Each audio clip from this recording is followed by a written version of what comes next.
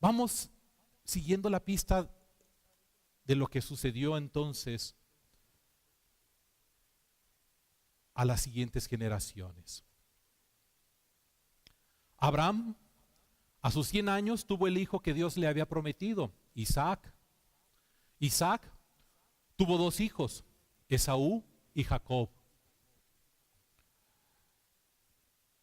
Jacob tuvo 12 hijos, uno de ellos, José, el hijo de su amada esposa Raquel. Otra pequeña pausa ahí.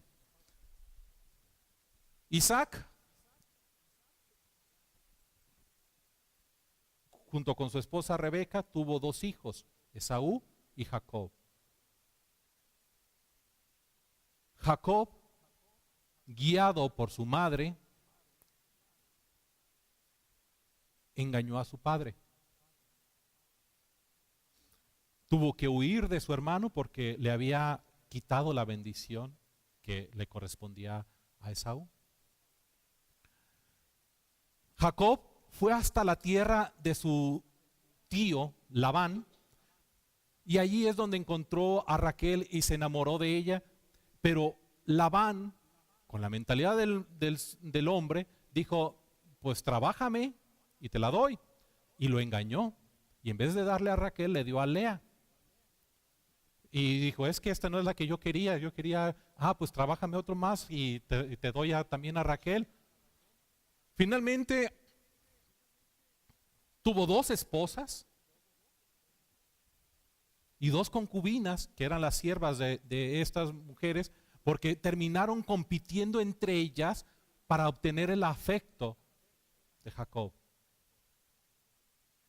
Y ustedes dirán, bueno, es que era el plan de Dios tener 12 tribus.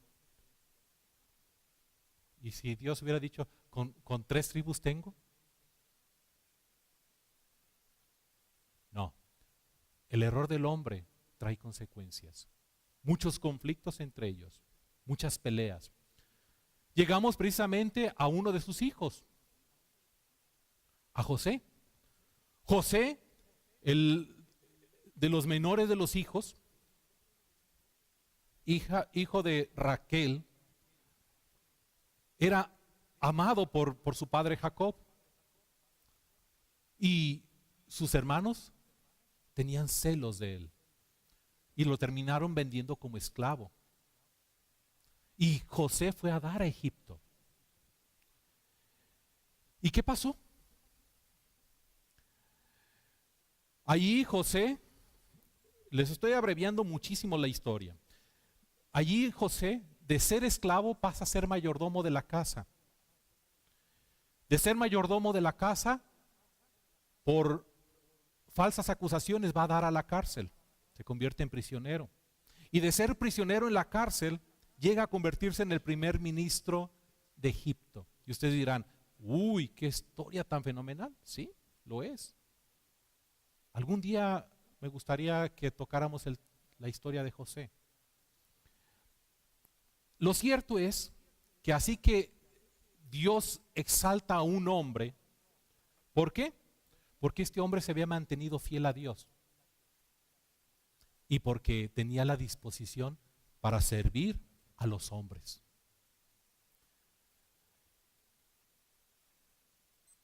Así que Dios tiene un plan. Y José, allí en Egipto, termina convirtiéndose en parte del plan que Dios va a desarrollar. José manda a traer a su padre, a sus hermanos, a vivir a Egipto en un momento de ¿qué? De escasez, de hambre. ¿Se dan cuenta?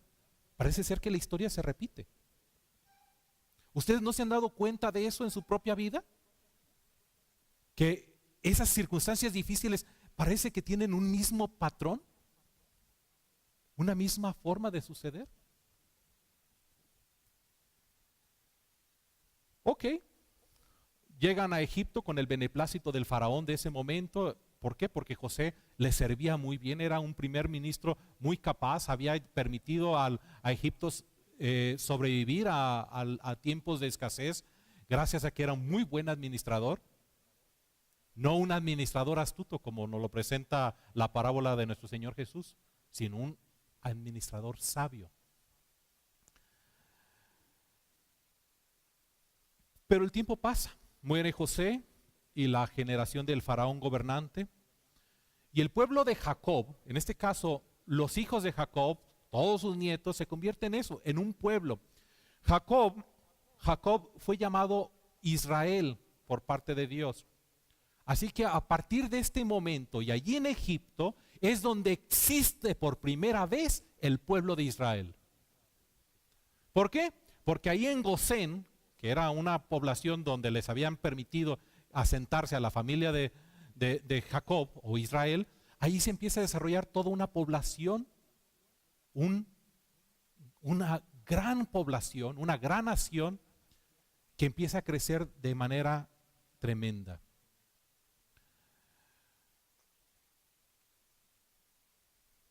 Allí se multiplicaron hasta formar un pueblo tan numeroso que cuando Moisés los saca de Egipto, se dice que eran 600,000 hombres, sin contar mujeres y niños. Así que imagínense el tamaño de la población en el tiempo que estuvieron ahí. Hay veces que decimos, ay, a ver, ¿cómo sucedió lo que en Génesis dice que después tenían maridos y que crecía y que Dios barrió con todos a través del diluvio y volvió otra vez a multiplicarse? Cuando Dios lo quiere, la multiplicación del ser humano es en tiempos que no lo entendemos. Déjenme darles algún dato para entender esto. Así que todos los hijos de Israel están en Egipto. Aquí podemos ver más o menos las circunstancias, ¿sí? Cuando los hermanos de José, Simeón, Rubén, Judá, todos ellos terminan reconociendo a José, ahora en una circunstancia tan diferente, hasta que mismo Jacob va a dar a Egipto. Pero no nos quedemos tan solo con cuestiones que pueden parecer bonitas. A lo mejor nos quedamos con la idea de que, bueno, Dios decidió mandar a José a Egipto porque sabía que iba a haber una gran sequía y no podía hacer algo más por Jacob en su tierra. Ahí en la tierra prometida no le iba a dar de comer porque las circunstancias rebasaban a Dios. No es cierto. El hecho de que tuvo que ir a dar Jacob y su familia allá es como consecuencia de lo anterior. No perdamos ese hilo que nos conduce. Así que llegamos hasta Moisés. Ya está ahí el pueblo de Israel. Ha crecido en número. Ahora ha pasado a otras circunstancias. ¿Por qué? Porque ha pasado el tiempo. Por ejemplo, aquí nos dice que Jacob o Israel tuvo 12 hijos: Rubén, Simeón, Leví, Judá, José, Benjamín y otros más que no voy a mencionar aquí. Quiero nada más sacar una línea. Leví, hijo de Jacob, vivió 137 años, sus hijos Gerson, Coat, Merari. ¿Y creen que nada más ellos fueron? No, fueron muchos más, pero se mencionan nada más unos cuantos. De Coat, que vivió 133 años, sus hijos Amirán, Izar, Hebrón y Uziel. Nos enfocamos en Amirán. Amirán vivió 137 años, se casó con su tía Jocabed, y sus hijos fueron Aarón y Moisés. ¿Por qué les pongo este dato? Porque muchas veces preguntan, bueno, ¿y quién fue la mamá de Moisés? Ya saben, Jocabed. ¿Sí? Y Aarón y Moisés, los varones que más conocemos, pero también Miriam. Y déjenme decirles, el primogénito no fue Moisés, tampoco fue Aarón, fue Miriam. ¿Sí? Aarón y Moisés se llevaban 3 años. ¿Sí? Pero Miriam fue quien iba cuidando el cesto o canasto que iban por el río y que termina encontrándose la princesa egipcia. ¿Sí? Entonces la mayor era Miriam.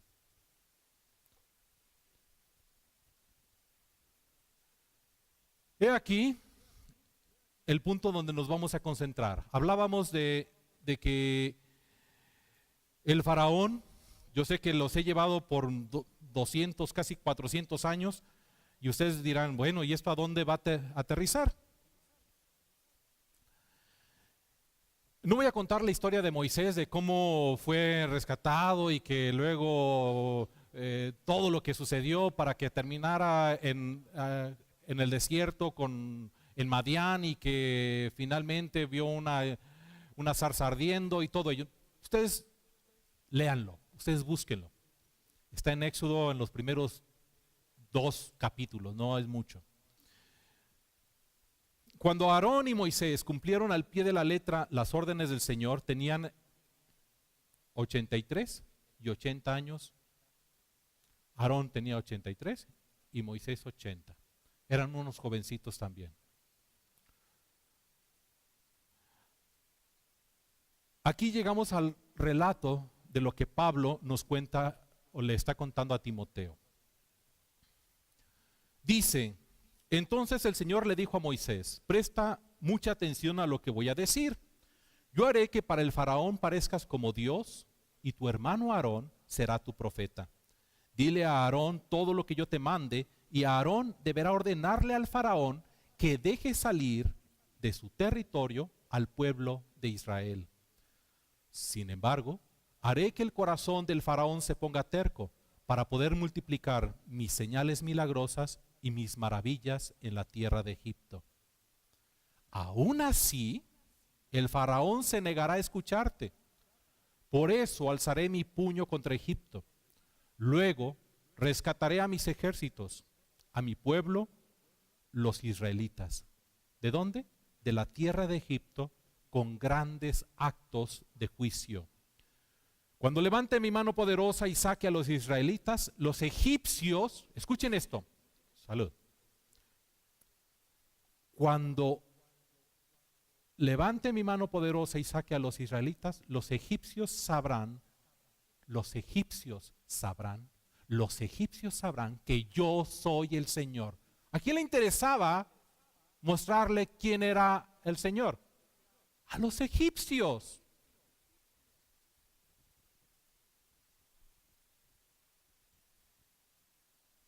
Incluyendo al faraón. Así que Moisés y Aarón hicieron tal como el Señor les mandó. Moisés tenía 80 años, como mencioné hace rato, y Aarón 83 cuando presentaron sus demandas ante el faraón. Después el Señor les dijo a Moisés y a Aarón: el faraón les dirá: muéstrenme un milagro. Cuando lo haga, dile a Aarón: toma tu vara y arrójala al suelo delante del faraón, y la vara se convertirá en una serpiente. Entonces Moisés y Aarón fueron a ver al faraón e hicieron lo que el Señor les había ordenado. Aarón tiró su vara al suelo delante del faraón y de sus funcionarios, y la vara se convirtió en una serpiente. Entonces el faraón llamó a sus sabios y a sus hechiceros, y los magos egipcios hicieron lo mismo con sus artes mágicas. Tiraron sus varas al suelo, y las varas también se convirtieron en serpientes. Pero la vara de Aarón se tragó las varas de ellos.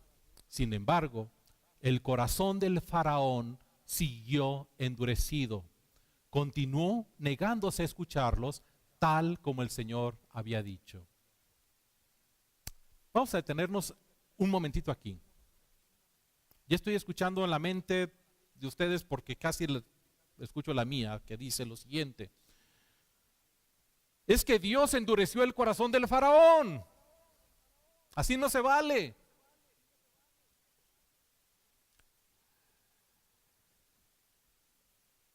¿Se acuerdan que leímos que Abraham, cuando se le ocurrió quedarse una temporada en Egipto, para que le fuera bien en sus negocios, el Señor hirió a Faraón y a su casa con grandes plagas hasta que el mismo Faraón los echó fuera de Egipto. ¿Ustedes qué pensarían del Faraón? ¿Reaccionó correctamente o no? ¿Por qué correrlos de Egipto en aquel tiempo? Estoy hablando del Faraón en tiempos de Abraham. Lo hizo correctamente. Cuando se dio cuenta de que algo estaba mal y que estaban las consecuencias, las plagas y que su familia y que su nación corría peligro, actuó correctamente. Reaccionó correctamente ante las señales que Dios le estaba dando. Ahora, regreso nuevamente a Moisés, ahí ante el Faraón. Y el Faraón endureció su corazón.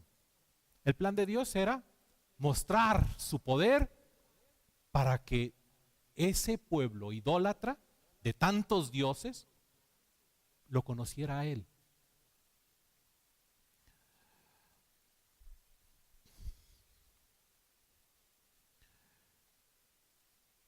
Regresemos a Éxodo. Ahí no quedó. Vienen lo que conocemos las plagas. Cuando todo el agua se convierte en sangre, dice en el versículo 22, que cuando Moisés le pide a Aarón que ponga su vara en el agua del río y todo se vuelve sangre, todas las aguas, incluyendo las que estaban en bandejas, en todas, hasta el agua para beber. Los magos volvieron a usar sus artes mágicas y también convirtieron el agua en sangre, de modo que el corazón del faraón siguió endurecido y se negó a escuchar a Moisés y a Aarón, tal como el Señor había dicho. Más adelante, en el capítulo 8, en el versículo 5, luego el Señor le dijo a Moisés: dile a Aarón, extiende la vara que llevas en la mano sobre los ríos, los canales y las lagunas de Egipto y haz que aparezcan ranas sobre toda la tierra. Entonces Aarón extendió su mano sobre las aguas de Egipto y salieron ranas que cubrieron todo el territorio.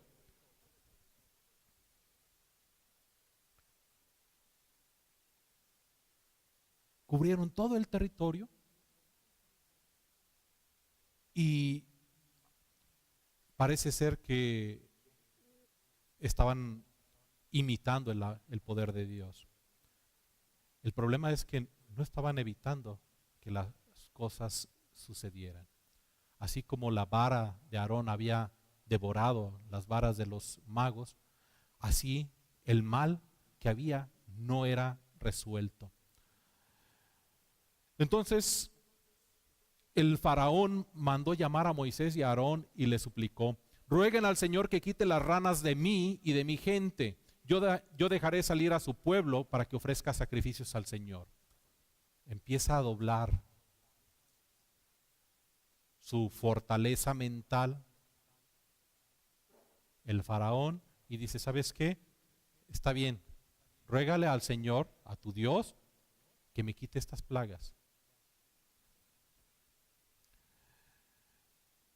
Pero después de que esto se calma, vuelve otra vez a endurecerse el corazón del faraón y dice: no los dejo salir. En el versículo 16 habla de la plaga de mosquitos. Así que el Señor le dijo a Moisés: dile a Aarón, extiende tu vara y golpea el suelo, el polvo se convertirá en enjambres de mosquitos por toda la tierra de Egipto.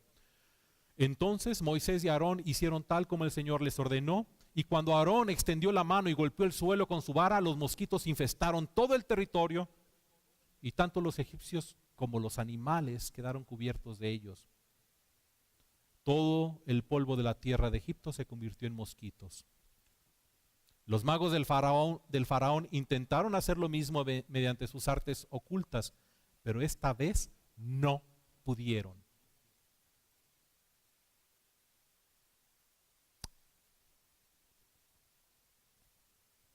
El faraón había cedido una parte y le había pedido: ¿sabes qué? Ruégale al Señor tu Dios. ¿Se dan cuenta? En el faraón estaba sucediendo un cambio de su mentalidad, de su pensamiento, de su soberbia, de yo lo sé, yo lo puedo, yo tengo con qué, lo que no tenga ahorita lo inventamos, si no tráiganme a los más inteligentes del reino y ahorita lo salimos adelante. Pero estaba cediendo. Los magos no pudieron hacer nada.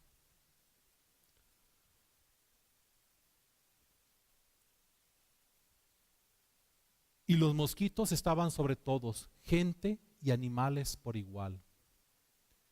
Es el dedo de Dios, exclamaron los magos ante el faraón. Pero el corazón del faraón siguió endurecido y no quiso escucharlos, tal como el Señor había dicho. ¿Qué sucede aquí? A partir de este momento y de las siguientes plagas, ya el faraón ya no acude a sus magos. Ya no los vuelve a llamar para imiten lo que está sucediendo o hagan algo. ¿Qué empieza a suceder? El faraón, ante cada plaga, como que cede y le dice, no seas malo, ora por mí, ¿no? Moisés, habla con tu Dios y ruega por mí, por mi enfermedad, por mis debilidades, por esto, por lo otro. A partir de ese momento, ustedes podrán ver lo que sucede también a nuestro alrededor. Muchos no quieren ceder, muchos no quieren cambiar, pero sí te piden, oye, ora por mí, ¿no? ¿Lo han visto? La mente endurecida, corazón endurecido. Me aferro a mi tradición. Podrías orar por mí, pero no quitan sus estampitas y todas sus veladoras. O sea, no sé por qué, pero como que a ti te hace caso. Cuidado. Toda la escritura nos debe de servir para entender este momento presente que estamos viviendo. Pablo se lo está poniendo a Timoteo porque quiere que aprendamos, para que aprendiera él y para que aprendamos nosotros.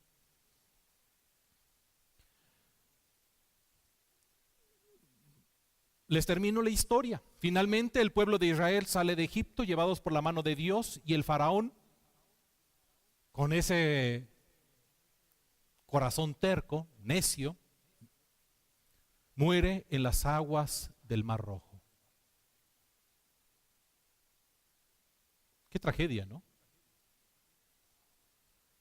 Janes y Jambres son esos magos que estuvieron aconsejando, endureciéndole el entendimiento hasta que se vieron fracasados. La tradición dice que Janes y Jambres terminaron saliendo con el mismo pueblo de Israel. No lo expresa aquí.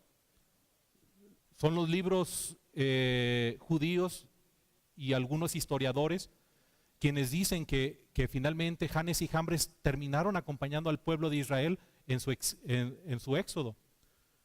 Pero también dicen que ellos son parte de aquellos que decidieron que se hiciera un becerro de oro. Les digo, eso no está en las escrituras. Lo cierto es que así como empezamos con la segunda carta de Timoteo, capítulo 3, en la advertencia que le hace a Timoteo, debes saber que en los últimos días vendrán tiempos peligrosos y que habrá hombres amantes de sí mismos, ávaros, vanagloriosos, soberbios, blasfemos. Estos maestros, en el versículo 8 dice, se oponen a la verdad, tal como Janes y Jambres se opusieron a Moisés. Tienen la mente depravada y una fe falsa, pero no se saldrán con la suya por mucho tiempo. Y a mí me interesa lo que sigue después. En el versículo 10 le dice a Timoteo, pero tú persiste en lo que has aprendido. Tú has seguido mi doctrina, conducta, propósito, fe. Persiste en lo que has aprendido. Tú has conocido las sagradas escrituras, las cuales te han dado la sabiduría para recibir la salvación que viene por confiar en Cristo Jesús.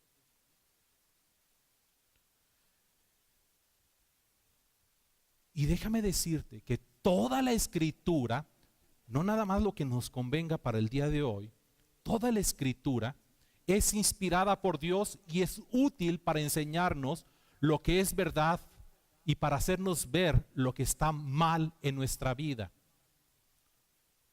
Busqué esta versión de la Biblia porque es más clara. Es útil para enseñarnos lo que es verdad y para hacernos ver lo que está mal en nuestra vida. En otra versión pareciera como que está hablando a un ello, o sea, a algo. No, es para nosotros. Nos hace ver a nosotros lo que está bien y lo que está mal. Nos corrige cuando estamos equivocados y nos enseña a hacer lo correcto. Dios la usa para preparar y capacitar a su pueblo para que haga toda buena obra.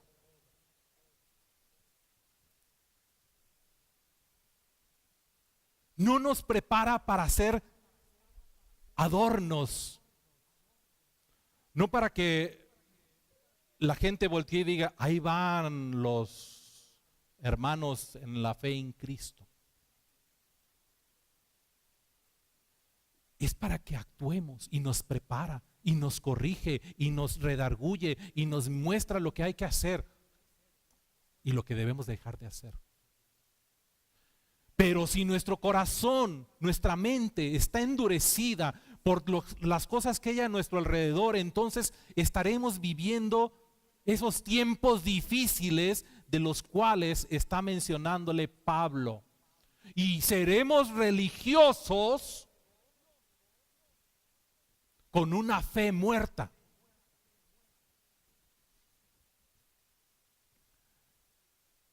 Y andaremos dizque enseñando a los demás y nos estaremos oponiendo a la verdad. Nosotros mismos seremos oposición, impedimento, obstáculo para que otros conozcan a Dios. ¿Por qué? Porque esta mente depravada muestra una fe falsa. La sentencia que dice, pero no se saldrán con la suya por mucho tiempo. Yo no quiero ser parte de esos. Yo no sé cuántos errores he cometido y cuántos más cometeré. Pero no debo conformarme al mundo. Nuestra mente debe de ser retada con la verdad. Así que el campo de batalla es nuestra mente. Y hasta ahí.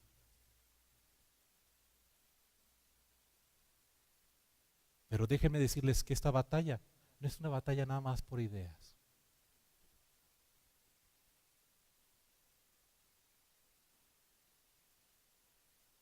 Tenemos que aferrarnos a la vida eterna.